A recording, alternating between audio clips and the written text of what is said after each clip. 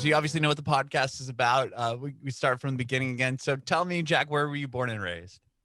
I was born in Baltimore, Maryland, Okay. raised there, and then went off to school in Chicago at Northwestern University, and then moved to New York after I graduated. Wow. Okay. So how did you get into music originally? So I've been playing piano for my whole life. I sort of was one of those crazy kids. I was born with perfect pitch and could just like immediately sit down on a piano and start playing. My parents got me like a keyboard when I was, a little toy keyboard when I was like 4. Mm-hmm. And I just started playing songs, like nursery rhymes and things that were like, this is crazy. Let's Just get off him some listening. lessons. Just from hearing just it? like from my ear. Yeah. With this, Oh my gosh. this musical ear. And so I didn't really know why I could do it, but I just started doing it. And so immediately then they were like, okay, let's get this kid some lessons. And so I took a bunch of years of lessons as well.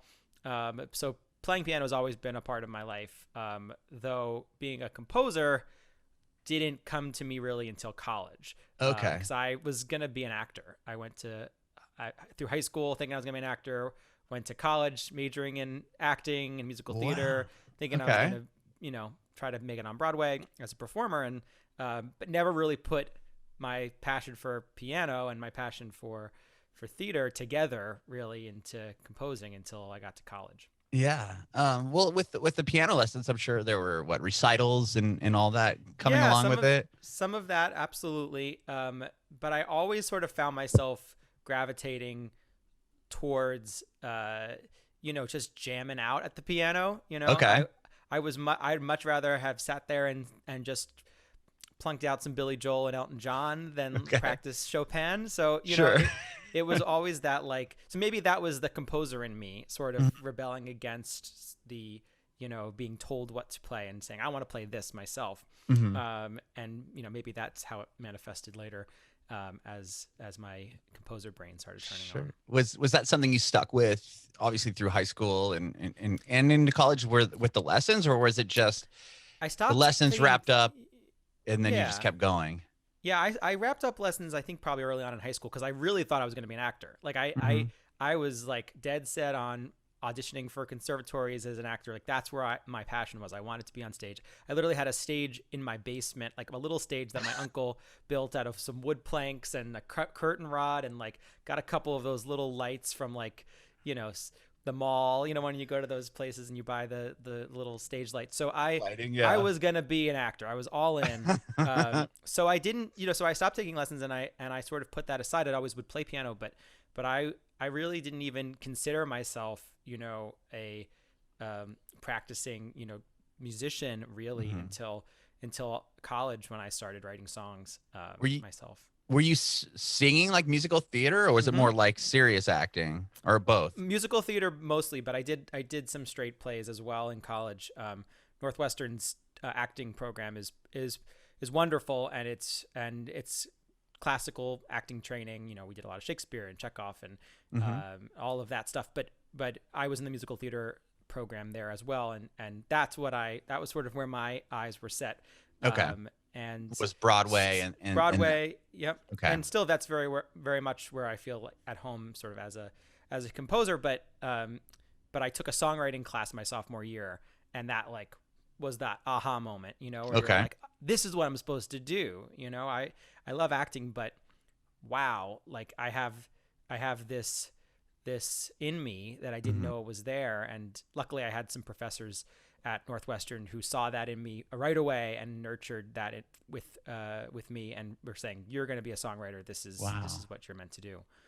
Had you ever written a song prior to taking that class? I don't think so. Not really. Oh, wow. I wrote a silly song called Pledge, which was about rushing a fraternity, loosely based off of a bad experience I had rushing a fraternity for this songwriting class, and everyone loved it and they were laughing. And the big reveal of the song was that the kid accidentally wore a Glee T-shirt to his Rush event. But then found a fraternity where they all were watching Glee together, and then it was amazing.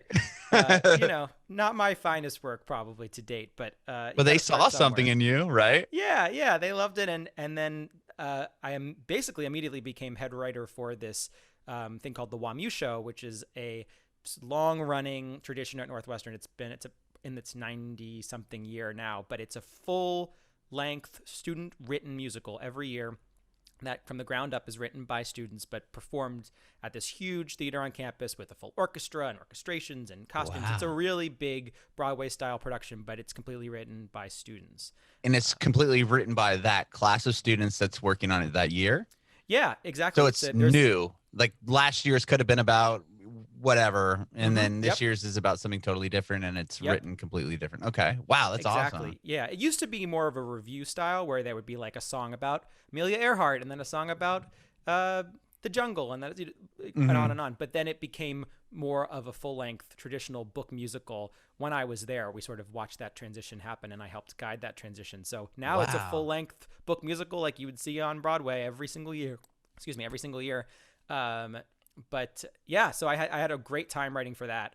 And that was like a lot of trial by fire. You know, you have to write a show, and they're like, okay, you're in charge of the writing team. And I'm like, okay, I'm new at this, but let's go. Let's try to do it. So, you know, through those 3 years I worked on Wammu, I probably wrote, I guess, 30 or more songs total for the 3 shows, if not more. So you were the music director, so to speak, for that play. I was probably like the lead writer and the lead composer, and then there was a music team that would help get everything orchestrated, and a wonderful musical director who would direct it. So, but that was definitely where I started writing consistently, and went from there.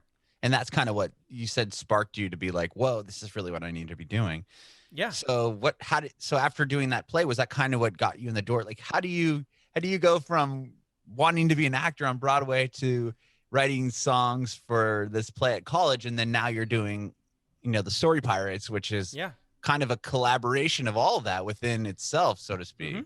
Absolutely. That's a great way to put it. I immediately, when I graduated, I got into this program called the BMI Musical Theater Workshop in New York, which is a sort of a 2-year pseudo grad program for musical theater writers. And a lot of Broadway shows started there. A lot of Broadway composers met their collaborators there. It's a really wonderful program. And I was accepted right out of college, which was sort of another sign that I'm like, okay, this is the right world for me to be in. And the acting thing we'll put aside, and this is full go for writing. Did you have to was that something you had to submit music to or audition for? Yeah, multiple rounds of auditions. I brought a bunch of friends who are actors and brought them in to sing for me for my live audition, my live callback. Oh, wow. Okay. So it was a very intense process, but I'm still a member of their advanced class now. It's sort of an ongoing membership of advanced writers, but oh, wow. That's Do you go back and talk to them? Like, what does that mean? Yeah, well, that class is ongoing every year. Now it's on Zoom because of the pandemic, but it's basically a place to share new work for projects that you're working on, musicals, and have a chance to perform and get feedback from amazing Broadway, Tony winning writers. Wow. And develop your work and, help get it to the next step. And this is for full-length musicals we're talking about. So yeah, that's really cool though that these people do that. So they'll sit and critique it and say, oh, you should work on this and that and this. Yep. And you can kind of try to get it to the level, so to speak. And a lot of shows get there, and it's really it's one of its kind of its type of program, and a show that I've been developing there over the last few years was gearing up for a big reading for industry and producers and everything with a bunch of Broadway actors right as the pandemic started. So the week that everything shut down. So hopefully we'll be able to remount it next year when things open up again. So you have everything done. You went to you went to the showcase things. Did you take it there and get critiqued? Oh yeah, we got almost every song in that show got some feedback. I'm writing that with a Washington Post humor columnist named Alexandra Petri, who's fantastic. Oh wow! So it's a comedy. Yeah, it's a musical comedy based out of P.G. Wodehouse novel, and the show's called The Wrong American. So we're very excited. It's a sort of early 20th century style musical farce, and so we're very excited. We had literally one day of rehearsal on the 13th of March when Broadway shut down. There were cast members who were literally in Broadway shows that night in our rehearsal who got the phone call from their stage managers that the whole thing was shut down. And so, oh my gosh, it was all, the timing was crazy, but I think the show will be there when Broadway and readings and workshops can happen again. So we'll definitely try to remount it then. But But to answer your questions about how I got involved with Story Pirates, it also came out of my college experience at Northwestern, because Story Pirates, for those who aren't familiar, is a company that adapts stories written by kids and turns them into sketch comedy, songs, musical theater, books, podcasts, everything. And we have a very popular podcast, which I work on, one of the most popular for kids in the world. So, yeah, it's like the third most popular, if not the most, for children. It's massive. It's you won amazing awards, and we got a Webby for Best Kids Podcast and an iHeartRadio award, and it's been really, really amazing. But the founders of Story Pirates also went to Northwestern. They're probably about 10 years older than me, or 10 to 15 years older. But they started working on this type of adaptation at this student group at Northwestern called Griffin's Tale, which does the same thing. It just goes around to Chicago schools and adapts stories by kids and turns those stories into like a big live performance. Oh, wow. Like schools. At each school? Like, so where they go to one school and then all the kids submit stuff and then they create a show for just that school alone? At Griffin's Tale, and I was the musical director for it, which is how I sort of got in the world of Story Pirates, we would go to like one school a week. Like every Friday in the springtime, we would go to a different school in Chicago and do a big assembly for all their kids. And they had sent us the stories that the kids have written, and we had picked a few to adapt, rehearse them on campus, 10:30 p.m. on a Wednesday night, in a classroom. And I would have written some songs for it and underscored the whole show. And then we would go out in a car on that Friday and perform the show. And that's in essence what Story Pirates does on a professional scale, a huge scale, with companies based in both New York and Los Angeles. But originally, when Story Pirates founded, that's what they were doing. They had teaching artists going into elementary schools in Harlem and Queens and Manhattan and all over the tri-state area in New York, and getting kids to learn about protagonists and antagonists and heroes and different workshops. And the kids would write stories, and then a group of about 6 actors and a pianist would adapt 4 or 5 of those stories into sketches and then rehearse them in our little office in Midtown, and then go out to the school and perform. So when I joined Story Pirates back in 2013, I started as a pianist for their live shows. So I would write some little songs for some of the stories, but mainly just accompany and underscore those shows on piano. So live? That's how a live thing with totally improvised. Yeah. So did you know what they were doing? Like, how did you even know the tone of like how you were supposed to set it? And there's an amazing roster of pianists who continue to do that now with Story Pirates, though most of the school shows have converted over to Zoom format for now. But but there's a couple hundred Story Pirates and and then probably a dozen and a half or so pianists that are active on both coasts and that do live shows at I didn't realize it was different schools. That big of an operation. Wow. Yeah. But the pianist would sit on one of the 2 rehearsals for the show and get a sense of like what the stories were going on, and take some notes and practice. And if there was any song moments, they would rehearse them and sketch those out together. But mainly the show would be improvised. So it's a very specific type of pianist that can succeed in the Story Pirates model, because they have to be really light on their feet, adaptable. And that's where having a really good ear comes in handy, because we can just sort of transition genres, or if somebody's making a reference to Cher, just start playing a Cher song, and the teachers love it, and like that kind of stuff that is a hit with the kids. Sure. Wow. Yeah, you really have to know what you're doing, like, and even to know like what tone to go to right away. Like, okay, it's going to switch to more of like an upbeat, like how to match that, like exactly with music. You're the sound effects. Can you hear this? Can you hear my piano? Yeah. So like, just to give you an example, so we have like, let's say like, the story takes place one morning. So this, person's waking up and they're, getting ready to start their day. It's a normal day. Everything's fine. And then a bear comes and they see this bear, and the bear's winding up, and a bear throws them a fastball, and the bear's now in the middle of a baseball game. And, so you sort of got the idea. So now you're playing "Take Me Out to the Ball Game" off the cuff. Oh exactly. man, so you just have that's to be so cool. Able to sort of switch on a dime, and so a lot of that work that I did in the live shows really helped inform what I do now as for the podcast, which is one of my jobs as sort of the main scorer of the podcast for all the non-song sections of the episodes. So there's pretty much piano or fully produced underscore under all moments of each episode, and that's a big part of my sort of week to week now. Wow. And then how you said there's hundreds of people under the Story Pirates umbrella, and how many of those people are on the podcast, and how many and I'm sure you're on the podcast, so that doesn't seem like I would be hundreds of people, but how did you guys select the smaller group for that?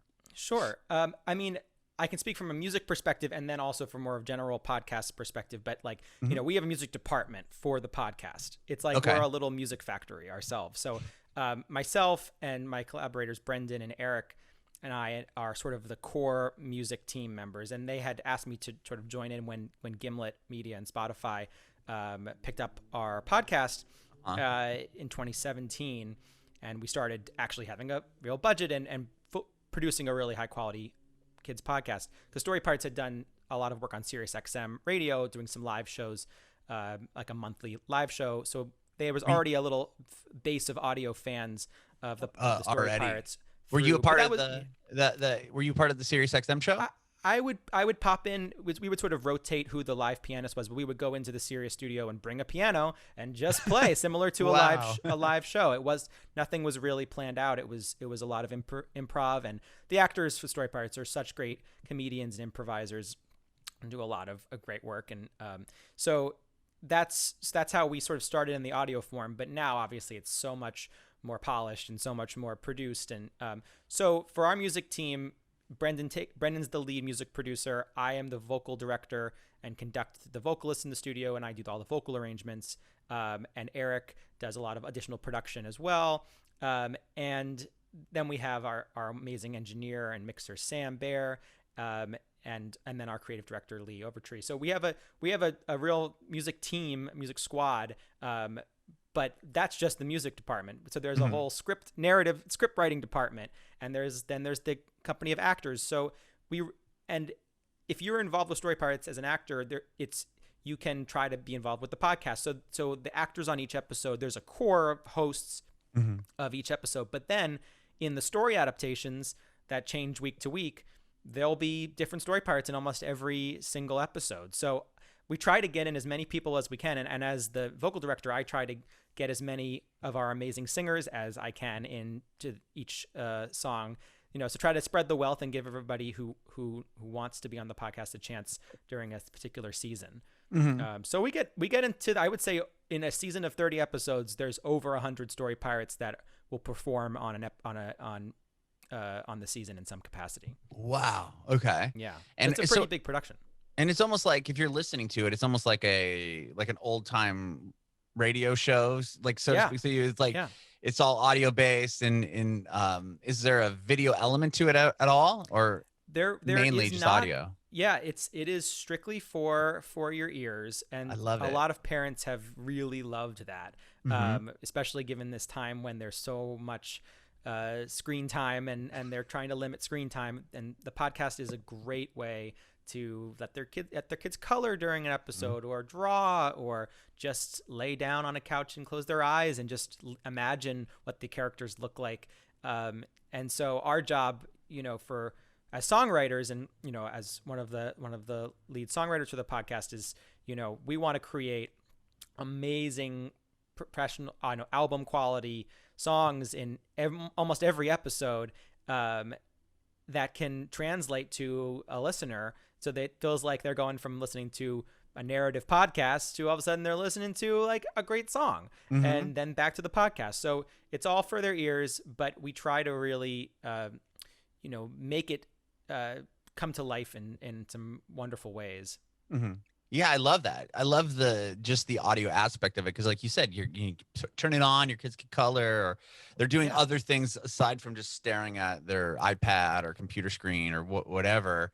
Yeah. And as a radio nerd, I love the audio aspect of it, and I love the fact that you can use your imagination to kind of figure out who, like, what you think these characters are, and I love like audiobooks for that same aspect, like just kind of listening as I walk the dog or whatever, and you kind of build your own Absolutely. story.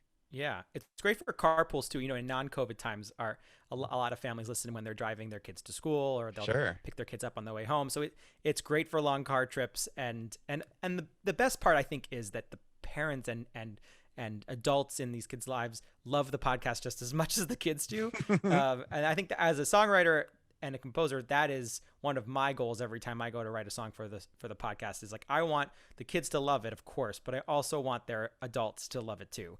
Sure. So, I just wrote a song for last season called "The Night I Started Sharing a Room with My Sister," which we styled as an Alanis Morissette style song. Oh, rad.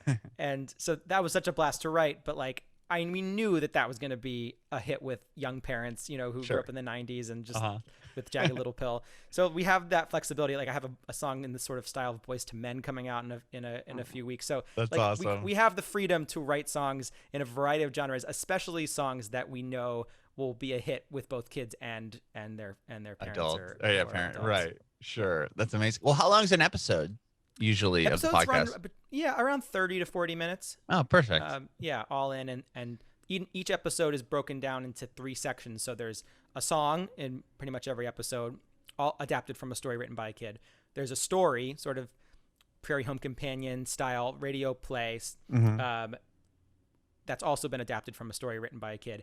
And then there is the what's going on the ship, on the Story Pirate ship this week, we call it the narrative part of each episode. And that's where we have a lot of special guests, especially come in and make appearances on the ship. Like John Oliver came in and played a giant squirrel, who awesome. was when the pirate ship was in space, and the squirrel just was there. And now they're underwater. And actually in this week's episode, Rachel Dratch was on as Meryl the mermaid. So we have the ability for a lot of amazing guest stars, Kristen Bell and Dax Shepard, and so cool. Billy Eichner, and Julie Andrews came on last season. So as herself, which was really fun. That's awesome. Julie we were like, Julie Andrews, what are you doing here in space on this Story Pirate ship?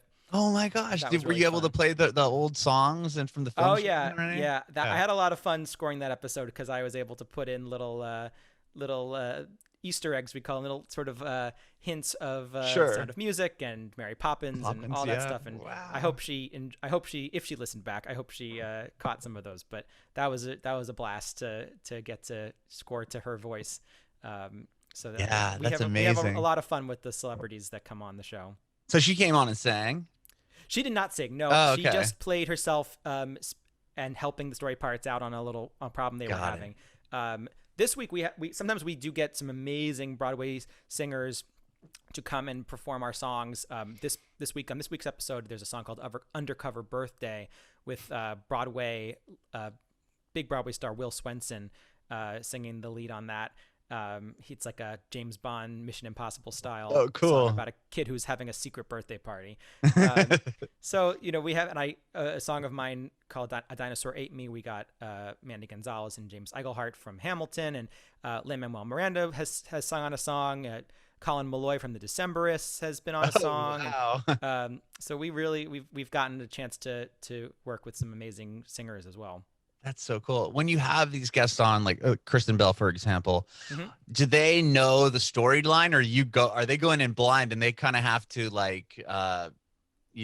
improvise as the show's going on?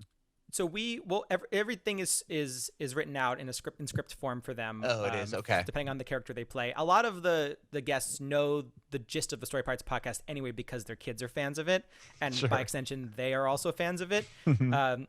So we don't have to oftentimes do a lot of explaining, but we had mm-hmm. Claire Danes on the podcast a couple years ago, and she her son is a big fan, and so in a nod to Homeland, we had her play this sort of investigator who was Sure.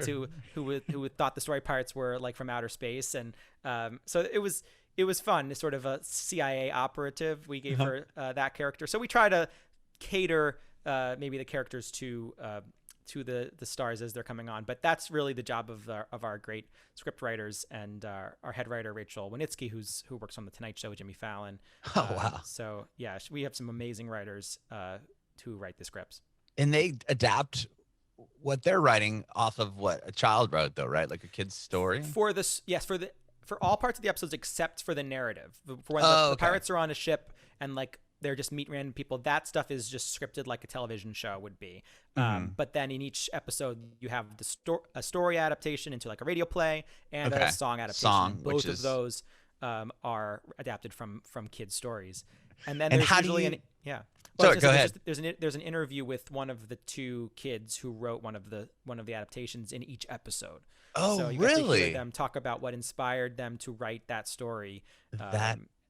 Wow, that's amazing. I was going to ask about that. So, do kids just they can go to the Story Pirates website and submit a story? Yeah, like, they mail it to you. Like, how do they get their story to you to have the chance at having it adapted into a song? Right. So they'll submit stories on our website, storypirates.com, and then it goes into this big database. So when I'm writing a song, I'll go into that database, or if one of the script writers is going to be adapting it into a radio sketch, they'll go into that big database, come up with a few options that they really like, and then we'll shoot them by our creative director and come up with a consensus of this is what you're going to adapt. So it's an amazing spreadsheet, the most amazing story titles you could ever imagine, thousands and thousands and thousands of stories in there that we get every month. I was going to ask, what do you see, like monthly or weekly? Like, is it quite a bit? Lee actually, Lee Overtree would know a number better, but it's in it's thousands upon thousands every month. That's I think. crazy. So, yeah, and every single story that is submitted to the Story Pirates, whether it's adapted for the podcast or not, is returned with a note from the Story Pirates about what they loved from that story. So the positive feedback that the kids get, regardless of whether their story is chosen for the podcast, is one of my favorite parts about the whole company. It's called Story Love. So you guys, so somebody will read every story that comes in. Someone will read every single story that comes in, and then write a note about their favorite parts of the story and telling the kids to keep writing. So that is one of the best parts about the podcast and about Story Pirates as a company. That is so cool. So, yeah. And from there we just adapt. Yeah. From there we write the song, and the style, as I mentioned, can vary. You know, there was a story called The Raccoon's Very Hard Choice that I adapted, which just felt to me like a Gloria Estefan and the Miami Sound Machine story. I don't know why, but it just felt like I should write a Gloria Estefan song. So I did. And so we have that kind of flexibility to change the genres up and expose kids to a lot of different types of music, and a lot of different types of storytelling for the stories that are adapted, whether they're told in a style of a noir mystery, or whether or a Western, or sort of just like a sitcom style. There's different styles of writing that go into each episode. There's a story for a couple weeks ago, where it was adapted into like an Aaron Sorkin style West Wing sort of, or the Newsroom style. Story. So that was really fun. I got to put in a lot of fun Aaron Sorkin style, like underscoring in that story. That's really cool. And usually are the stories, like, are you taking it verbatim, like whatever the kid wrote? Like, you're like, here's the story. Okay, now all I have to do is add music. The lyrics are there. Usually it's not that we adapt them verbatim. We usually take the story and adapt it into a song with lyrics and music. The stories are coming. Sometimes they're as short as 2 sentences long. Our big hit, Cats Sit on You, which was on our most recent album, the story just read, cats sit on you, and sometimes they take over the school. That was the entire story. So it gives the writers a lot of flexibility. I like to it. To build on the story. Right. And to keep the best parts of the story, to keep the parts that are our favorites. And maybe sometimes we directly quote from the original text, but we're mostly adapting the spirit of the story, the plot of the story, into a fully formed song. Only one time have I written a verbatim song. It was called "The Dinosaur Ate Me." And it's sort of an operetta style number, which, the first few lines of the story are, I am going to show you something. A dinosaur ate me. I don't care. And then it keeps going on and on from there. And so the language was too perfect to touch any of it. So we made the executive decision, like, this time we're going to just take this entire story and just set it to music. And it's the only one. The only one that I know of. I'm sure there have been a couple others over the years, but mainly for the podcast, we made an exception for that story. You can find it's the last episode of season 2 if you're looking for it on where you listen to podcasts. But that was a really fun one, and the interview with the author afterwards is amazing. I was going to ask, was he he or she the person that you chose for that episode to interview? Yes, her name is Nuala. She's from Pennsylvania. I think she was 4 when she wrote the story. I think she's probably 5 or 6 now.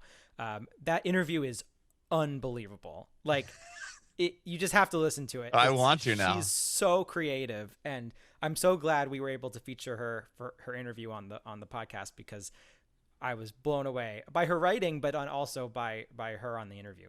That's cool. What did you guys let her know that she was one of the only people that you've ever not changed anything? I think we probably did. Yeah. Cause if you listen to the podcast, it's clear that, we're writing lyrics and music and adapting the source material.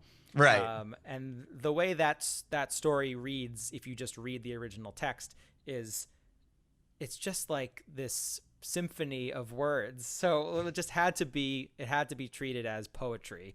And that's what we tried to do there. But yeah, that was a one-off, and most of the time it's an adaptation. That's amazing. And with the podcast, you guys are in season 4, or did you start season 4? Mm-hmm. Yep. Did it just start, or is it starting? I can't remember. Yeah. We launched season 4 in mid-October, and we're releasing the 9th of 10 episodes for the fall next week. So we'll have 10 episodes out by the holidays, and then we'll take a little season break, and 20 more episodes will come out in the winter through the summer of 2021. Oh, wow. So we'll wrap season 4, I think, in July, if the schedule remains as it did last year. So we'll have 30 episodes in season 4, and about 23 songs in those 30 episodes. I mean, it's an amazing amount of music. It's like a factory. We're like turning new songs out every week, and it's really a cool process to be a part of. That's amazing. And is the show like adapted kind of as the months go on? Like, it's not something that you guys have recorded all 20 episodes and then you're gonna air them weekly. It's something that you guys work on. We work on in chunks. We record in chunks. We'll be in the studio, I think, next week in a socially distant way to record basic tracks, guitar, bass, drums, keys on, I think, 3 or 4 songs that will be coming out in the second half of the season. So we try to bank content a couple months before we release it, so we have time to mix and edit everything. And the stories are recorded in chunks of 4 or 5 per session. Those are happening remotely right now. So it's an amazing feat of our audio engineer, Sam, to take all of these varying qualities of recording from everyone's apartments or homes across the country, wherever they are, and then take them and make it sound like a cohesive audio, piece of audio entertainment. Sure. So he does an amazing wizardry. But yeah, so we're recording chunks, and we'll be recording and producing a lot in January and February when we're not releasing new episodes. We use that time to really crank on new stuff, so that we have stuff banked for future episodes. That's amazing. So cool. Yeah. Well, thank you so much, Jack, for doing this. I really, really appreciate it. I love your story. Absolutely. I love the story Pirates, and I got a 4-year-old, so I need to get him into it a little bit more. He's ready. Yeah, totally. He'll be hopefully a new Story Pirates fan, and he will be. Yeah. Thank you so much for having me. Yeah, I do have one more question for you. I want to know if you have any advice for aspiring artists. That's a great question. I feel like, as we sort of go back to like how I sort of fell into being a composer, sort of taking two things that I loved and putting them together, music and theater. And I would say to aspiring artists to just sort of be open to where your path will take you. To not be so set on, like, if I had said, if I'm just going to be an actor no matter what, this is what I'm going to do. And wouldn't be doing what I'm doing today, which I love so much. So I think just having the ability to follow your path and follow that road where it will take you, and all the experiences you have along the way will inform your next steps, and just be open to the new possibilities, because sometimes the best things lie right around the bend and you just have to follow that road. Bringing it backward.